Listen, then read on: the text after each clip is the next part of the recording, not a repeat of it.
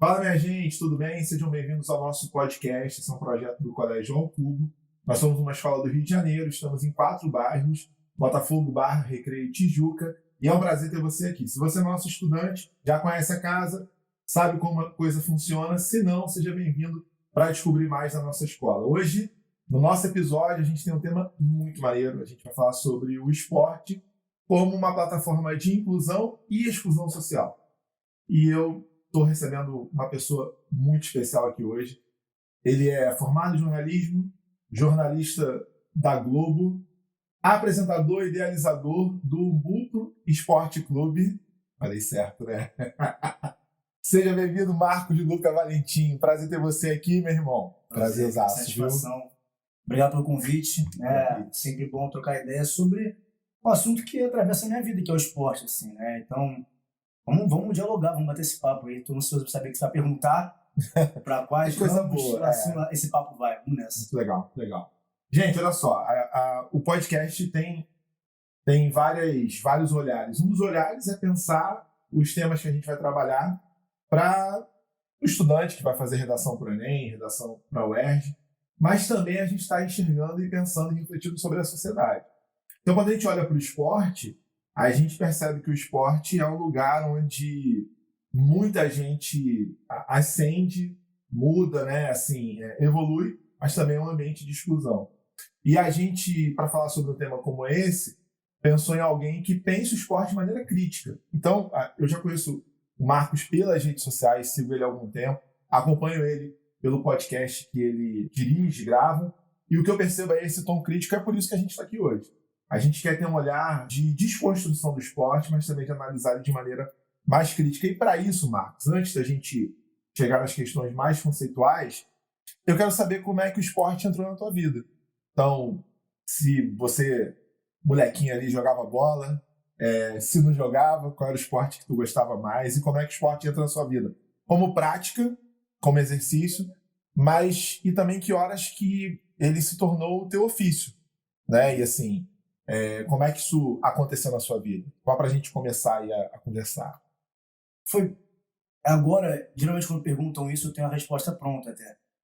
Mas com essa tua introdução, me levou aí para um outro lugar. Porque eu sempre pratiquei vários esportes, desde muito novo. Colégio, tinha vários projetos no colégio, futebol, escolinha, né? De futebol, de basquete, vôlei, até capoeira, esporte, dança, uma coisa mais cultural. E sempre fiz luta, pratico até hoje luta, futebol americano joguei também, de campo. Só que quando você me pergunta como é que entrou na minha vida, e a resposta protocolar seria assim, pratiquei esporte, fui jornalismo esportivo. Eu fico pensando assim, porque quando eu estudo no colégio, eu estudei no colégio particular, eu era bolsista nesse colégio particular, e tinha poucas pessoas negras no colégio, bem poucas. E as que tinham eram bolsistas ou tinham alguma espécie de desconto. É um cenário que se mantém. É um cenário que se mantém. Escolas particulares. Sim. Então, eu tinha alguns apelidos no colégio, né? E assim, eu vi que uma menina do colégio, que era negra na minha turma também, ela tinha apelidos horrorosos. Porque era uma menina normal. Era uma menina normal que não tinha nada que chamasse a atenção do povo para canalizar o apelido dela em outra coisa. Se ela fosse um gênio da matemática, seria um gênio da matemática. Era uma menina normal. Então, eu desenvolvi, pensando assim, um personagem que era o que é bom no esporte. Então, eu era chamado para jogar, bater time de futebol, eu era o primeiro a ser chamado. Basquete, o primeiro a ser chamado. Vôlei, isso criança, né? Os piques todos, eu era um garoto muito rápido e tal. Então, acho que isso me blindou de ter não sofrido algumas coisas que eu sofri, mas de não ser enquadrado numa caixa tão perversa como essa menina foi, que era a Flávia. Eu era o garoto que sempre jogava futebol. Também como eu posso dizer, um encarceramento, um estereótipo, né? Uhum. Mas, passado isso, eu já gostava de esporte mesmo. Minha família não tem ninguém que é apaixonado por esporte, assim. Assiste uma coisa ou outra, Copa do Mundo, né? Brasileiro. Mas eu passei a praticar muito esporte. A Vera, eu fiz atletismo a Vera, competi no Fluminense. Eu fiz natação a Vera. E o futebol eu jogo até hoje, né? Aquela sagrada pelada. Eu não sou nenhum craque, mas jogo direito, tenho minhas habilidades. E pratico luta já há bastante tempo. Só que quando eu chego no jornalismo, há uma ideia muito romântica do jornalismo assim, na faculdade. Você acha que vai entrar na faculdade, vai sair o bonner da bancada, vão destacar de paraquedas da bancada do Jornal Nacional. Acha que o jornalista acha que é assim que funciona. E, cara, tem milhões de profissões dentro do jornalismo. Tem vários desdobramentos, vários tentáculos de jornalismo. E é uma profissão exaustiva. Você não tem feriado, você não tem final de semana, você não tem Natal, Réveillon, Carnaval, você trabalha. Se ligar a televisão no Carnaval, tá passando coisa. Então, tem alguém trabalhando. Não teve quarentena, né? Não. Continuam produzindo com os cuidados que eram possíveis à época, mas sempre colocando coisa no ar. E aí eu comecei a estagiar desde muito cedo, desde o primeiro período da faculdade. Comecei a estagiar no AfroReg. Eu era assessor de comunicação no AfroReg. Era uma coisa que dialogava bastante com a minha realidade, assim, do que eu achava de jornalismo. Eu sempre tive uma ideia, não tão bem cimentada na minha cabeça como hoje, mas da crítica social. O jornalismo como instrumento social. Porque o jornal, os meios audiovisuais, especificamente o jornal que eu digo mídia, né? Tem um poder de ditar o rumo de um país. A gente vê isso, a gente sabe como isso ocorre. Né? Então, quando detém a oralidade, detém narrativas, detém como a narrativa vai ser contada. E é pro bem ou pro mal. Então, eu achava que aquilo ali era, de alguma maneira, uma forma de reestruturar pensamentos. O AfroReg me ajudou nesse início como estagiário, saí do AfroReg, fui estagiar em grandes lugares, assim, Rede TV, Jornal do Brasil, SBT, até me formar. E aí cheguei à Globo em 2016, logo depois que me formei, assim, para ajudar nas Olimpíadas, que foram no Rio de Janeiro. Então, assim, operação de guerra. A Globo abriu 32 então, loucura. No fuzuê, né? Loucura, olho do furacão. E cheguei lá em 2016. O esporte entrou porque antes de eu chegar à Globo, eu trabalhei numa revista de luta. Era repórter numa revista de luta. Cobria UFC, MMA em geral, e viajava muito no Brasil todo, entrevistando lutador e tal, contando histórias. O pessoal da Globo viu esse trabalho que eu fazia na revista, a revista famosa da Tatame, viu o trabalho na revista e estavam precisando de especialista em luta para ficar próximo à luta quando todo mundo fosse fazer a Olimpíada. Porque a luta seguiu, né? A MMA seguiu, não parou para as Olimpíadas, né? Então eu entrei no meio esportivo pela revista, e cheguei na Globo, que para mim era onde eu sempre quis estar. E aí juntou duas coisas: esporte que eu sempre gostei, eu amo esporte, não futebol, esporte de modo geral, e na Globo. Então, assim, juntou duas grandes paixões minhas finalizadas num sonho que eu tive de criança. Agora, o esporte entra na sua vida meio que numa forma de você não sofrer tanto com uma possível discriminação que você sofreria no ambiente escolar. De certa maneira, o esporte te impediu de sofrer isso ou mesmo assim você sofria? Não, mesmo assim. Eu lembro uma vez bem cristalino isso na minha mente. Eu era bem criança e aí tinha um jogador do México chamado Branco. E, se não me engano, o Brasil perdeu para o México, amistoso. Eu não vou lembrar qual era o torneio, né? Eu era bem criança. Eu cheguei no colégio de camisa verde, era de educação física, aí você podia ir com camisa de couro e tal. E eu falei que ia jogar pelo México. E aí eu fiz um gol e falei que eu era o Branco. E aí o professor falou: você não pode ser o Branco, você não é branco. E assim, tinha necessidade daquela frase, eu não fazia ideia, tinha uns 6 anos, vai. Só que ali eu já tinha reparado em alguma coisa, porque esse assunto na minha casa sempre foi falado. Eu não estava sempre falando abertamente em casa, tem certos cuidados. Lembro que no colégio tinha dias que tinha, geralmente sexta-feira, que era meio período para criança, podia levar brinquedo, né? E aí era de água, um monte de menino com arma de água. Minha mãe nunca me deu arma, assim, nem de brinquedo, nem de nada. Eu ficava reclamando: mãe, todo mundo tem. Mãe, ensina todo mundo.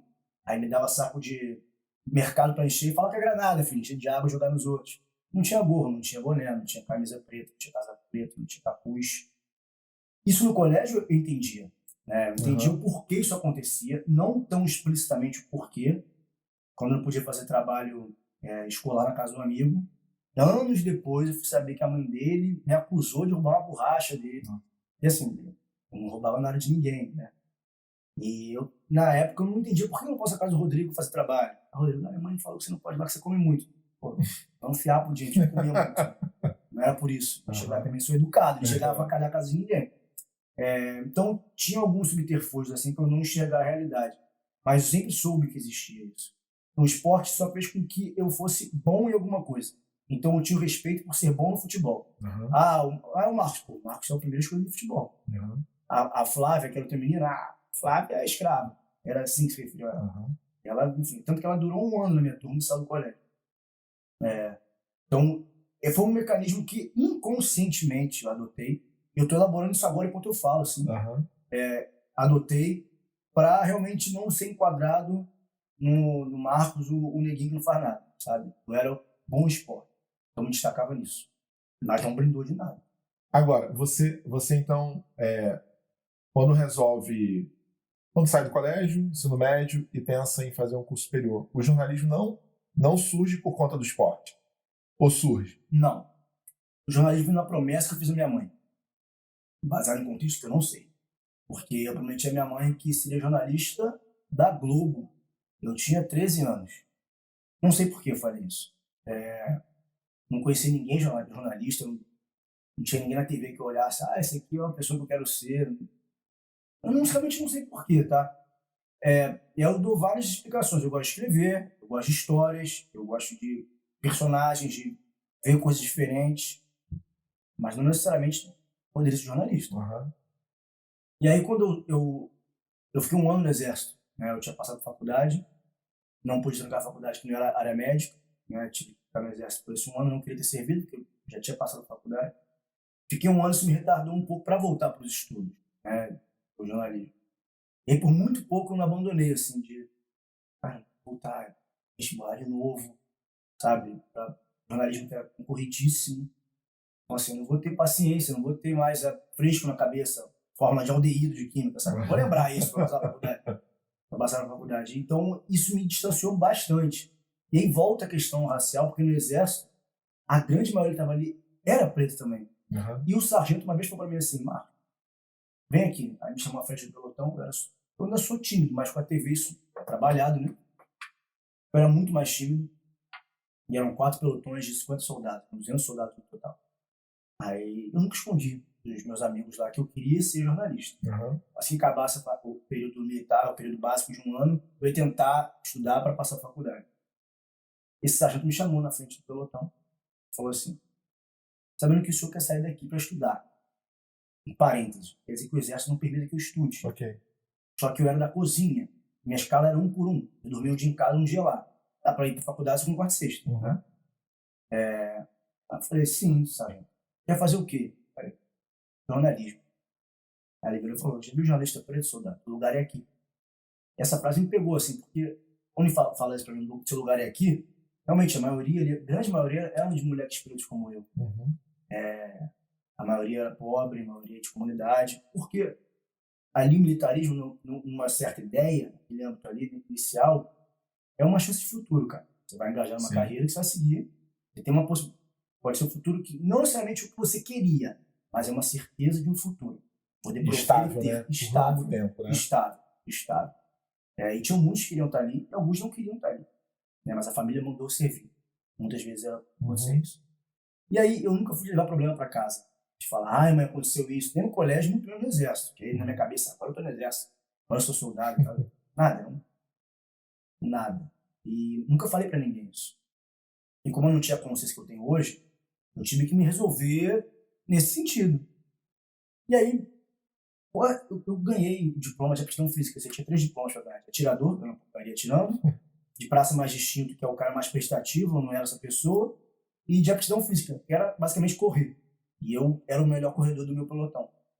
E eu ganhei esse diploma. Então eu já largava na frente se eu quisesse ir para a carreira militar. Sim. Ofereceram a vaga para seguir. E aí, no último dia que eu assinaria a minha vaga, eu lembrei da promessa da minha mãe. Falei, não passa a vaga de Jesus, que era meu amigo, que ele quer servir, eu vou sair para estudar. E aí, voltei a estudar de faculdade. Então, hoje, eu consigo compreender a cabeça daquele sargento. Era um cara preto. Uhum. Então, ele falou para mim, na época eu entendi, o cara tá jogando um balde de água fria na minha cabeça, ele me conhece, ele fala um negócio para mim. Não era pela minha potência que eu poderia fazer. Eu interpreto assim, cara, não tenta que não vão deixar. Uhum. Fica aqui.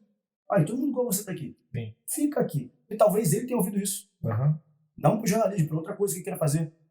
Fica E o aqui. mundo que ele enxergava era esse, né? Era isso, não era Uhum. igualdade, sabe? Aham, Até pra me proteger. Cara, fica aqui. Ele é um cara de gente boa, sempre tratou bem. aham, Então, assim, teve essa abreviação pra faculdade, entrei na faculdade, o esporte veio nessa pegada por acaso. aham, O jornalismo esportivo veio por acaso. aham. Eu queria ser jornalista.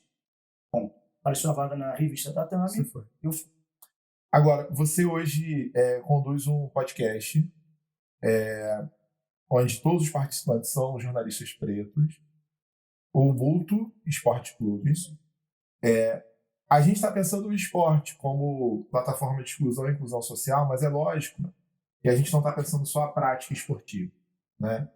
E também é óbvio que a gente não tem o tempo aqui para exaurir esse assunto. Mas pensando no esporte como a mídia esportiva, que você falou, né? A mídia tem o poder de compor as narrativas, né? Mas a mídia esportiva certamente tem o poder de compor alguma narrativa sobre o que se pensa sobre o esporte.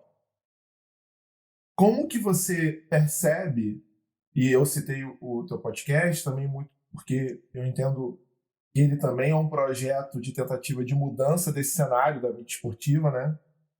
Como é que você enxerga esse jornalismo esportivo que pensa o esporte, que produz a ideia do esporte, que elabora o que a gente enxerga não só sobre o esporte, mas, por exemplo, sobre quem tem o poder de comentar, de idealizar esse tipo de a ideia do esporte. Como é que você enxerga isso hoje? Dá para a gente pensar no jornalismo esportivo que pensa e que funciona a partir de uma lógica de inclusão social, de abertura para certos recortes sociais, certas minorias ou não. O esporte, a jornalismo esportivo ainda é uma agenda fechada para alguns recortes específicos, algumas, vamos chamar assim, supremacias. Como é que você vê isso hoje? A gente tem que disputar as narrativas para que não haja um monopólio da verdade única. É o que acontece, né? Então, disputar a narrativa é contar o jornalismo nada mais é, pura e simplesmente, do que versões de uma história, sem adotar lado, apresentar ao público. Tem isso. Interprete. Sem juízo de valor. Isso não acontece com frequência. Isso é bem raro, na verdade. Bem raro. De ter essa isenção total, sem um quesinho ali de opinião por trás para sugerir uma certa verdade naquela notícia, um certo lado. Basicamente seria isso. Como uma ferramenta social, o esporte é uma frase batida, é bonita e tal, mas ela é pouco interpretada, ela é rasa. Quando fala assim, o esporte tem um poder de transformação. Tem. Sem negar. Tem várias histórias, vários personagens que... fui salvo pelo esporte, porque eu morava não sei onde, porque meu pai, eu perdi o pai, porque era drogado. Vários. Isso é fantástico. Isso ninguém tem. Porque aí depende do seu talento. Né? Não é só uma meritocracia. Só que o esporte, para mim, e aí entra a mídia esportiva, o trabalho dela, ele é o instrumento, a ferramenta, a seara mais democrática que a gente tem. Por que eu falo isso? Porque o esporte, ele se baliza numa régua única, que é da paixão. E a paixão não vê credo, não vê raça, não vê gênero, não vê classe social. É a paixão. A pessoa rica está apaixonada pelo time dela, a pessoa pobre também está. É a paixão. A paixão não é qualitativa nem quantitativa, ela é a paixão. Então o esporte propõe a democracia em sua gênese. O esporte que eu digo aqui, Brasil, mais especificamente futebol. Que a gente fala de mídia esportiva, Sim. é um objeto de futebol. Majoritariamente futebol. Né? Okay. Então quando você tem um jogador que para e tem um discurso afiado, uma consciência social mais aflorada, se ele falar, você pode ser influente, cada um tem sua influência, falar, só que a gente fala para bolhas. O atleta não fala para uma bolha. Se ele falar uma coisa muito impactante, não vai ficar só na área esportiva. Vai sair. Porque vai chegar em todo mundo. Porque trafega por esse bonde que é a paixão. Você pode discordar com o que ele falar, mas vai chegar. Vai chegar. A mídia esportiva deveria fazer o mesmo movimento, porque ela tem o poder de destruir certas narrativas, de exaltar outros atletas.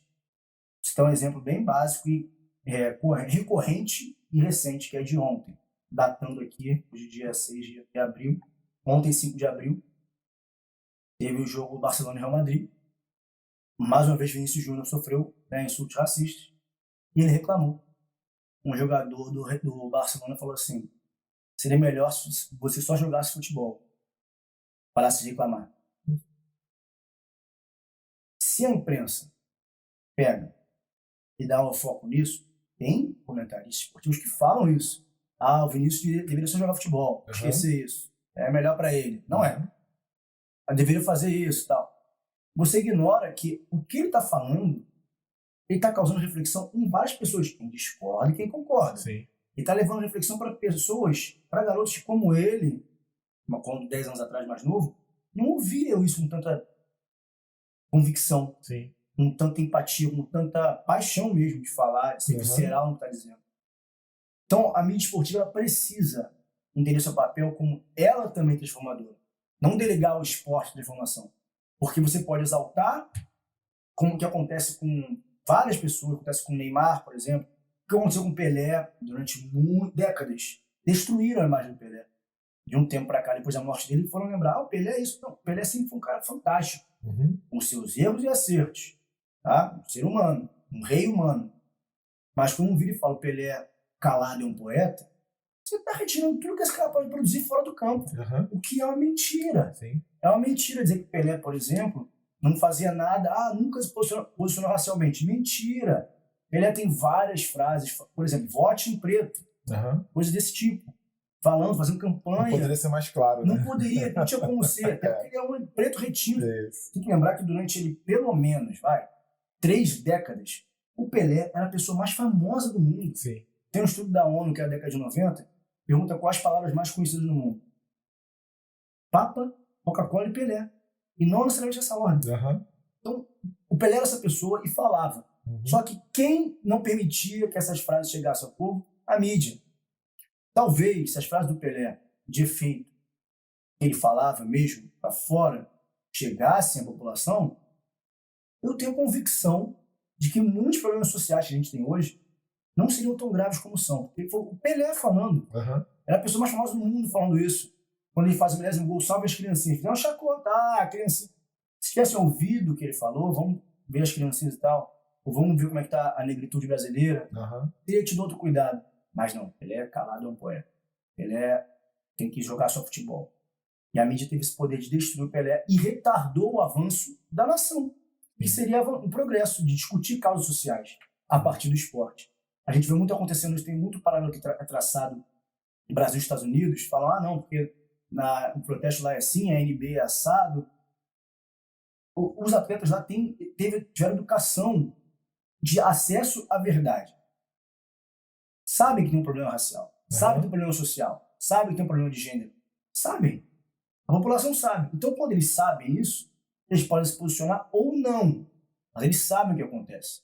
Aqui, quando você começa a falar certas coisas, é vitimismo. E a mídia tem esse papel. Sim. Porque ela tem uma frase que eu gosto de citar, que é do Malcolm X, ele fala o seguinte: se você não tiver cuidado, os jornais vão fazer você odiar o oprimido e amar o opressor. O jornal tem esse papel. Sim. Ele subverte a narrativa. E por muito tempo teve monopólio da fala. Monopólio de o que eu falei é verdade. Até hoje, gerações mais antigas relutam em não aceitar que a TV falou é verdade. E hoje o jornalismo tem que se reinventar de ser mais absoluto e verdadeiro, porque há outras formas de se comunicar. Você está na rua, você tem um telefone com câmera, você é em potencial jornalista. Passou um fato, você filmou, noticiou, falou, galera, tem bastante aqui agora. Seu canal ali para 100 pessoas.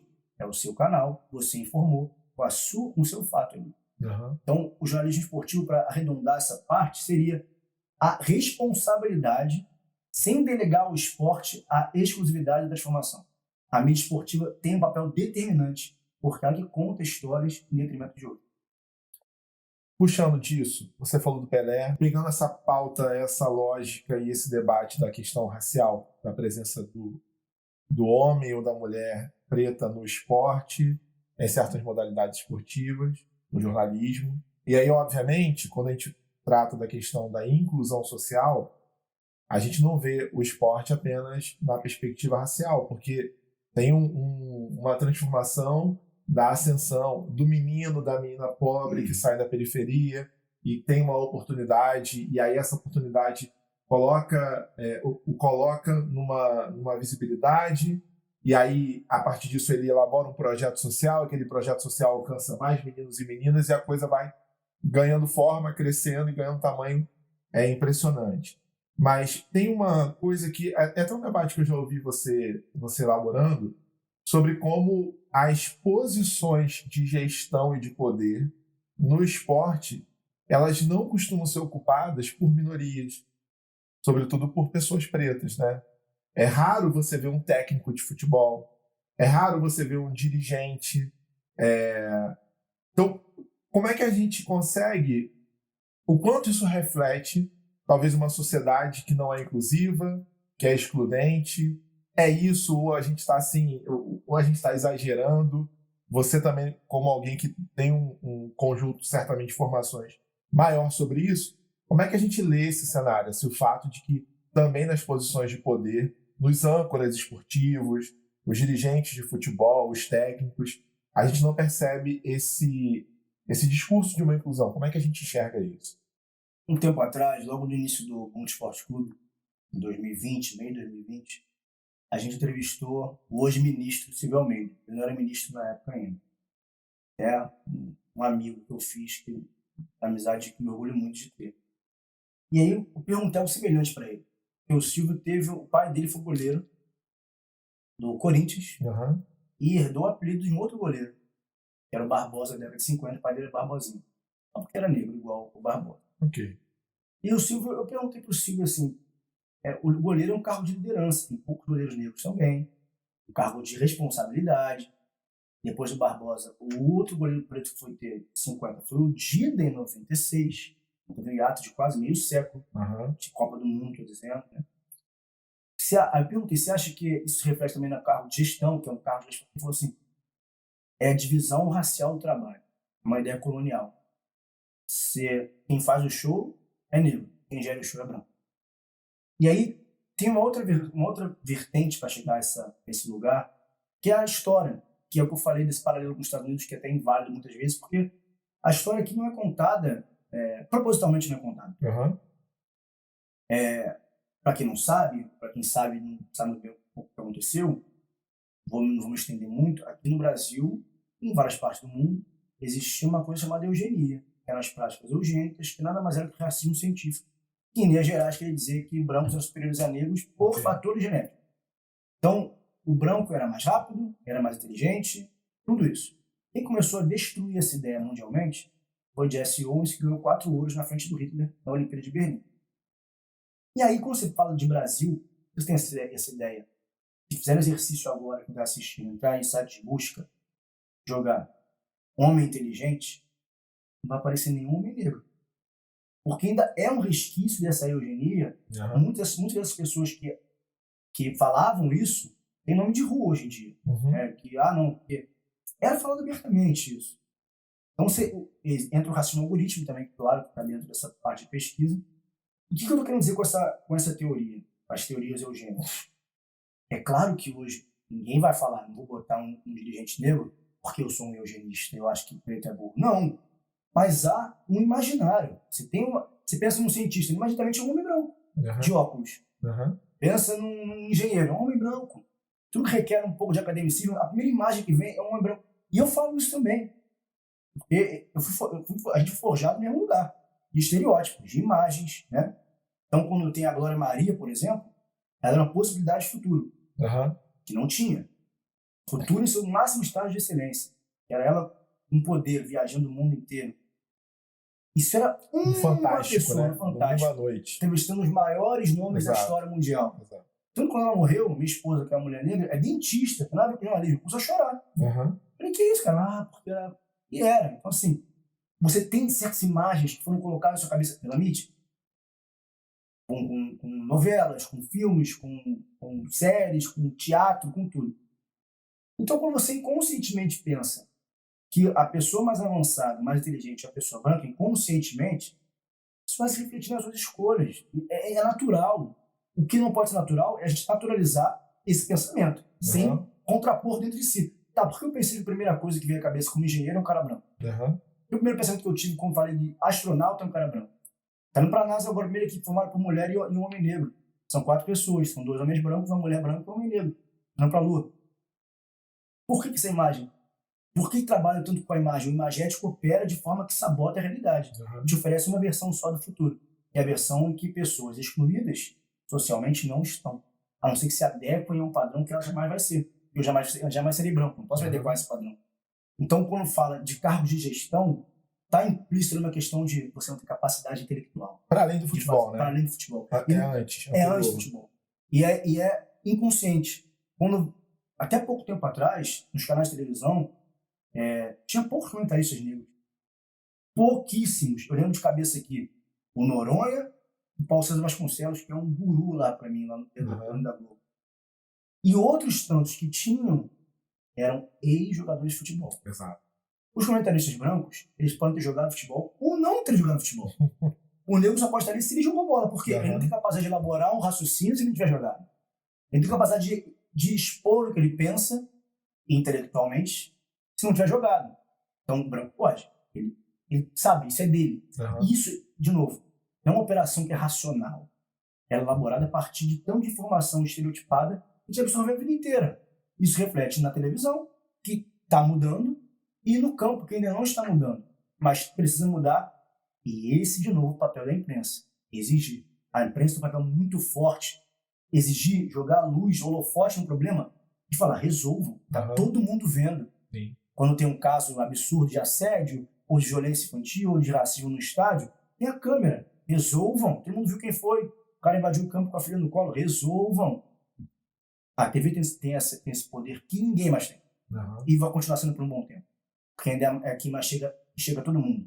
Mais que podcast, mais que rádio, todo mundo tem a televisão. Todo mundo que eu digo, a grande maioria, é quem mais tem acesso à televisão. Então resolva. Então quando a TV, os comentaristas, a mídia esportiva entender isso, consegue resolver o campo. Não o contrário. Eu acho que o campo não vai resolver a TV, mas a TV pode resolver o campo. Agora, você falou no começo, tentando conectar um pouco uma coisa que você falou no começo que eu fiquei pensando, você falou sobre a paixão, né? Sobre como a paixão nivela a gente. Não nivela, mas ela nos aproxima. Ela nos coloca muito próximos, né?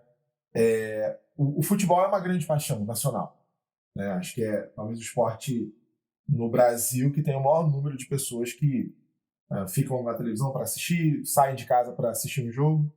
E nos últimos anos, eu não vou saber quantificar exatamente quantos, mas eu lembro quando eu era no começo da minha adolescência, foi quando eu comecei a frequentar estádio de futebol, que à época era Maracanã, né? Só, basicamente. Eu lembro de ir na geral. Eu ia na geral e eu lembro de pagar R$2 para ir na geral. Eu sou botafoguense, eu ia com um amigo meu, flamenguista, para ver jogo do Flamengo, porque eu era muito fã do Romário. Então eu ia pro estádio pelo futebol, pelo Brasil de futebol. R$2. Eu nunca fui de família rica, meus pais nunca tiveram, sempre trabalharam como autônomos e a gente teve que ralar muito para ter grana. E o esporte, ir a um estádio para ver um jogo pagando R$2, quando muito era 5, porque era a cadeira, né, aquela era geral, a cadeira e a arquibancada. A arquibancada, por uma época, era R$10, R$15. Lógico que R$5 naquela época valia outra coisa, né? Você comprava um lanche no McDonald's por R$5. É isso mesmo. Mas, assim, eu vejo um movimento de encarecimento desse entretenimento esportivo. Porque também, lógico que a gente está falando sobre como o esporte, como a mídia esportiva tem que evidenciar casos de racismo, casos de misoginia, casos de violência. Mas, ao mesmo tempo, o esporte é um entretenimento, né? Se a gente sai de casa, o trabalhador precisa de ir para um estádio de futebol e torcer pelo seu time, pela paixão. Mas, cada vez mais, esse tem sido um entretenimento caro, né? Assim, então, me parece que o público do estádio, que a época que eu comecei a frequentar o Maracanã, que era extremamente misturado, né? Uma geral que você via todo tipo de pessoa frequentando, está se tornando cada vez mais elitizado. Esse é um movimento que tem volta, não tem volta. É isso, né? Assim, eu tenho que pagar mais caro para ver um jogo de futebol. E acho que nem todo mundo mais consegue fazer isso.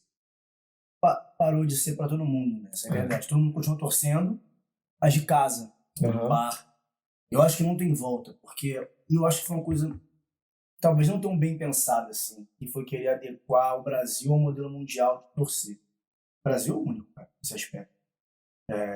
De você teve essa adequação para a Copa do Mundo 2014 de arenas, transformar tudo em arena e tal. Legal, bonito, né? Só que tem outro lado que é o encarecimento do serviço, o encarecimento do chegar, né, de estar no estádio. E é tudo, tá? É tudo, desde o encarecimento da passagem de ônibus, de trem, de metrô, já afasta a pessoa de chegar no estádio, até o ingresso para ver o jogo. Então, quando você chega no estádio de futebol e aquela pessoa que sempre foi ver o teu time nessa catarse coletiva de chegar depois do trabalho, um domingo, pegar a família, vir lá de longe, pegar o trem lotado e tal para chegar no estádio, ela não se vê mais pertencente a esse lugar. E o futebol como entidade, não pode exigir que essa pessoa continue tendo a mesma paixão. Estão excluindo essa pessoa. Então eu vejo com preocupação esse movimento.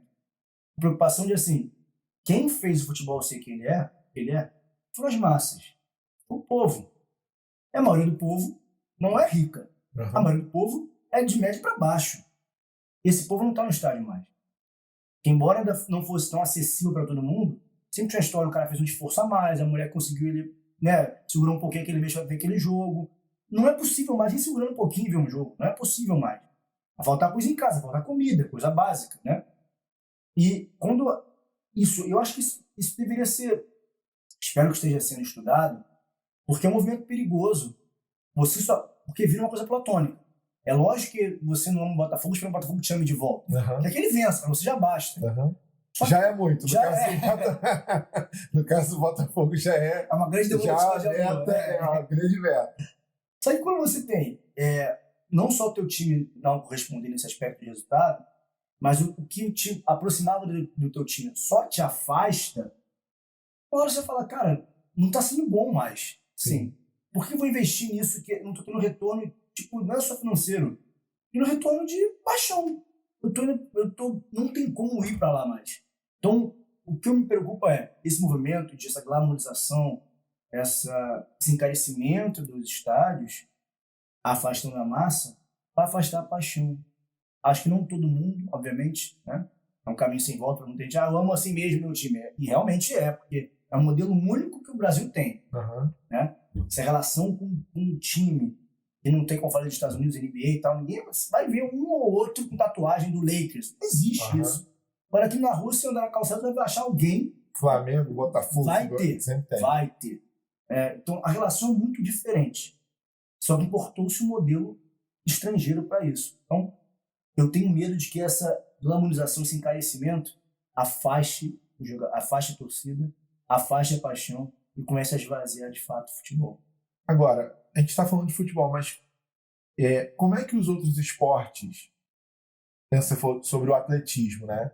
Que é um debate antigo sobre como a época, a véspera dos grandes eventos esportivos, a própria mídia, não só a mídia esportiva, mas a mídia como um todo, começa a valorizar muitas histórias, como, por exemplo, o fulano que na cidade dele a pista está toda esburacada, ele treina descalço, e como quase que uma forma de romantizar a experiência daquele jovem que tenta se dedicar ao esporte, mas ele tem que superar todo um contexto de exclusão social ao qual ele já está inserido.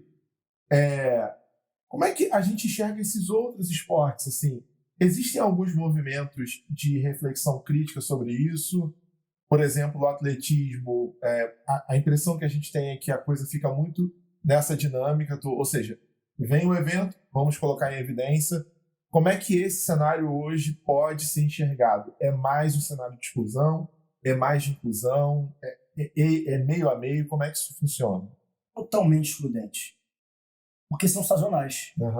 Eu tenho uma opinião impopular sobre isso. Assim.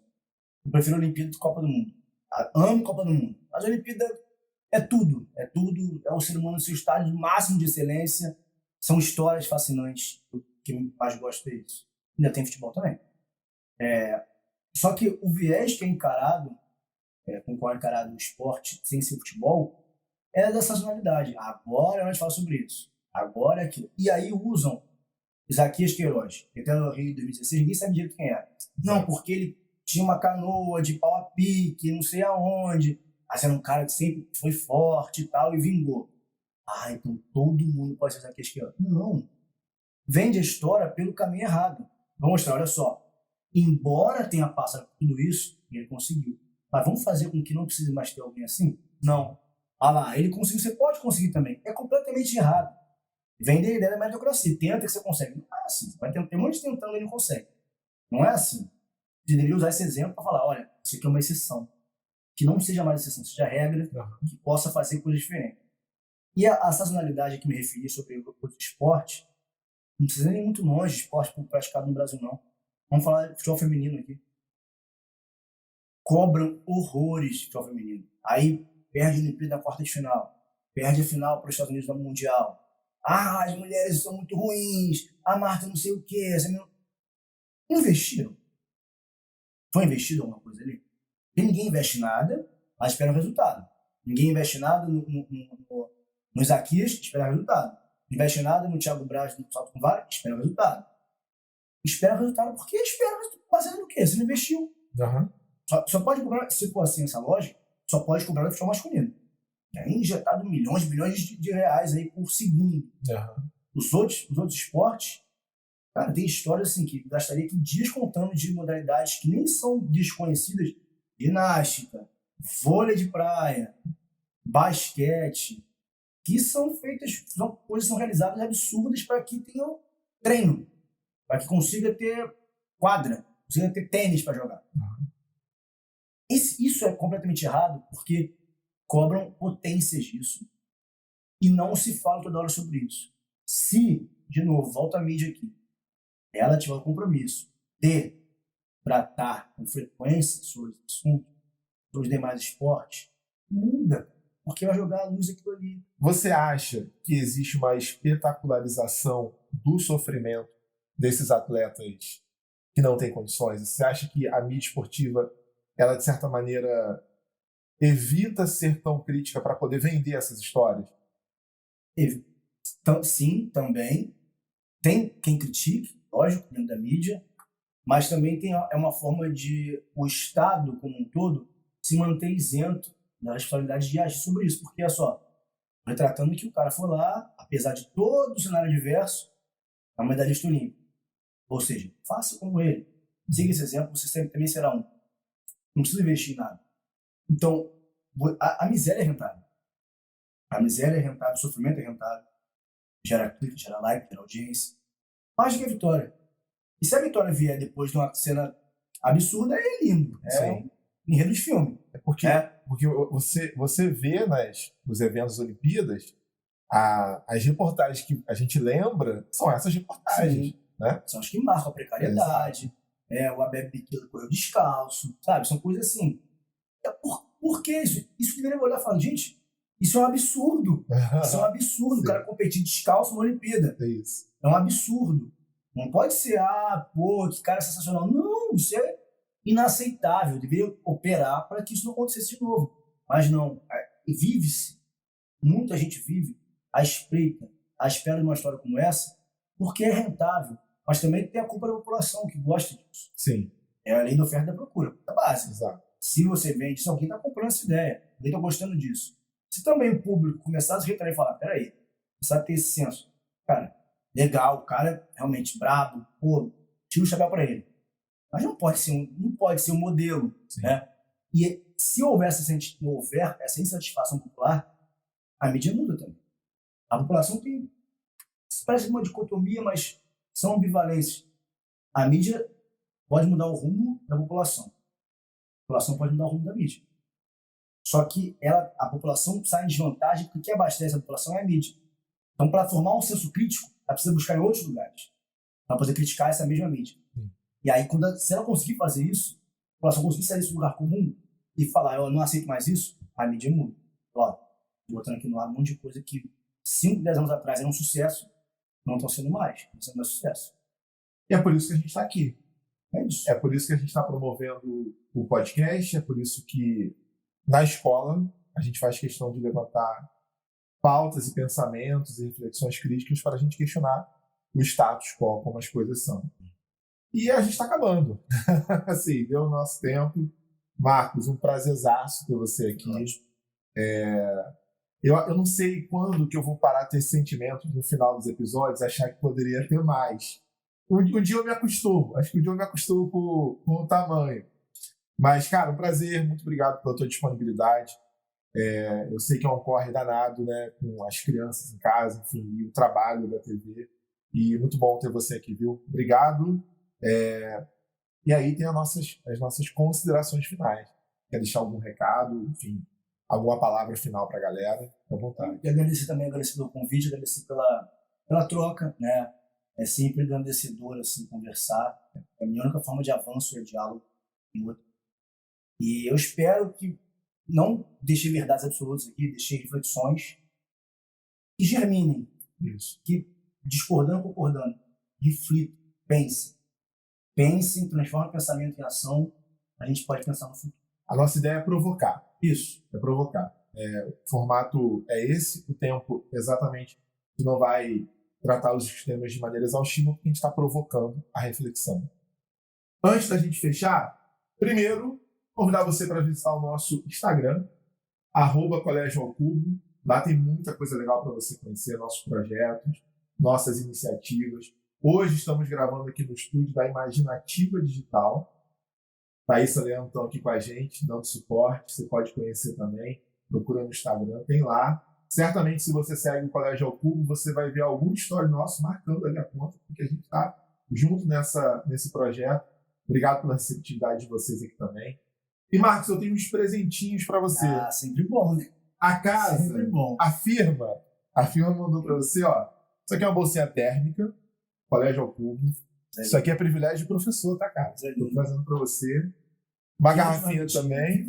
Livre de marmita, ó. A garrafinha bonita. E, meu camarada, assim, eu sigo você há um tempo, sei que você é um seguidor, leitor ávido do Frantz Fanon. Eu não sei se você já tem esse. Só em PDF. Se tiver... Só em PDF, não. Então... Eu não gosto de PDF. Eu li porque só tinha em PDF, mas eu preciso ter o livro. Então agora eu realizei teu sonho. Ó. Esse aqui é o do Frantz Fanon. Nossa Senhora. E a gente recebeu no último festival literário que a gente fez a Eliana Alves Cruz. Foi muito legal. Inclusive, gente, ó, fiquem atentos. Em breve vai acontecer o nosso festival literário de 2023. A gente vai divulgar no podcast também. A gente vai estar envolvido.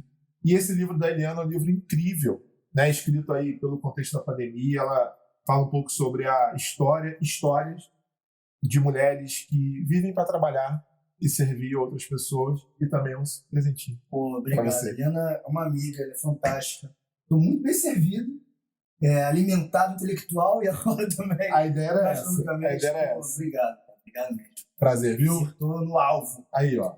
Gente, um abraço, um beijo grande e até o próximo episódio. Tá? Vocês que sabem, a gente tá aqui na resenhazinha aqui. Se quiser cortar, corta. Eu li em PDF, mas eu não gosto de ler em PDF. Eu não gosto de ler tela. Eu gosto de pegar, cheirar e ficar a cara no livro, sabe? Rabiscar. Não, que eu sou ciumento. Mentira, não rabisca não? Nem a orelha eu uso, mentira. Não, cara. Se eu empresto pra tudo devolver ele com um negócio. Não, vai ter um grande. Não, se você não rabisca, você não empresta. Não.